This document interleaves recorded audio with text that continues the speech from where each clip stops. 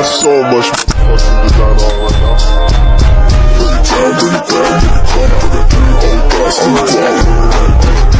on right now. Ito na kayo, dadalawin natin lolo nyo. Dilim naman dito, ma. Ganun talaga. Minsan lang naman natin dalawin si lolo nyo. Ma, yun yung puntod niya, oh. Oo nga, ano. Sino yung nakaupo dun? Baka kaibigan ni lolo.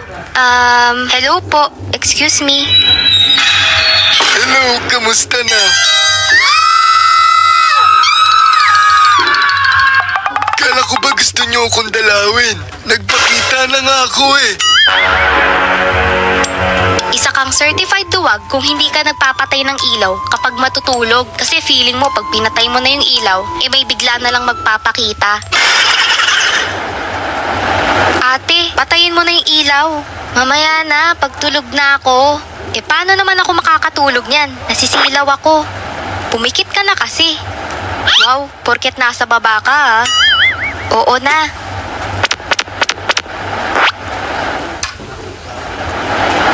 Uy, tulog ka na?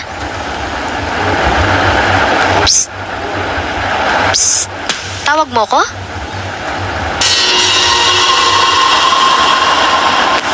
Psst. Sige, manakot ka. Iiwan kita dito. Susumbong kita kay mama. Di kita reregaluhan sa Pasko. Kukutungan kita bukas. Hehehehe. Duwag? Sino yung nasa likod mo? Sinong duwag ngayon? Natakbo ka rin ba sa hagdan kapag papatay na yung ilaw sa baba? Isa to sa hanggang ngayon ginagawa ko. Ewan ko, para kasing laging may nakaabang na ready sa habulin eh. Patayin mo na yung ilaw dyan pag akyat mo ha. Di na kayo bababa? Di naman na.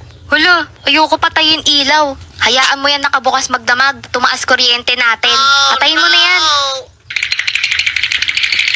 Okay, tatakbo na lang ako pag patay ko nito. 1, 2, putik, brown out, takbo! Uy, ano ka ba?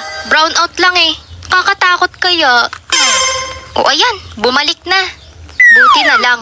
Oh, bukas pa yung ilaw sa baba. Di mo pa na off yung switch, patayin mo yun. Nakaw! Siguro naman, nakapagpuyat ka na para gawin yung schoolworks nyo, di ba? Yung tipong madaling araw na, tinatapos mo pa yung ipapasa kinabukasan. Tapos biglang, ano ba yan? 3 page pa gagawin ko? Mga kagrupo ko kasing ang sisipag.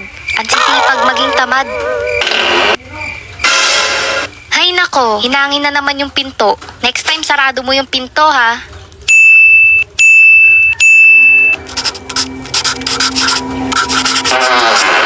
Sarado ko na nga yung bintana.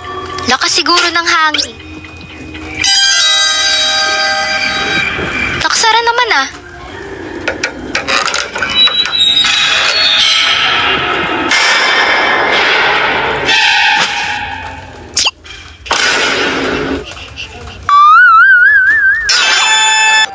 Nasubukan nyo na bang maiwan sa school ng gabi? Yung tipong nag-i-echo na yung boses nyo kasi umuwi na lahat ng estudyante bukod sa inyong magtotropa.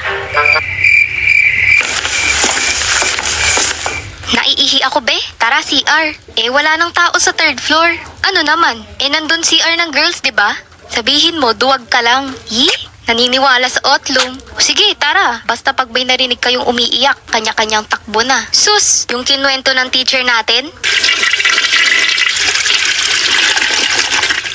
Bilisan nyo, ang dilim na oh. Ito na. Naririnig nyo yon?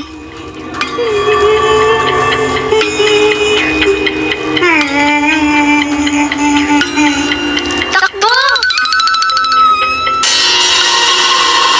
Hoy, ba't nyo ako iniwan?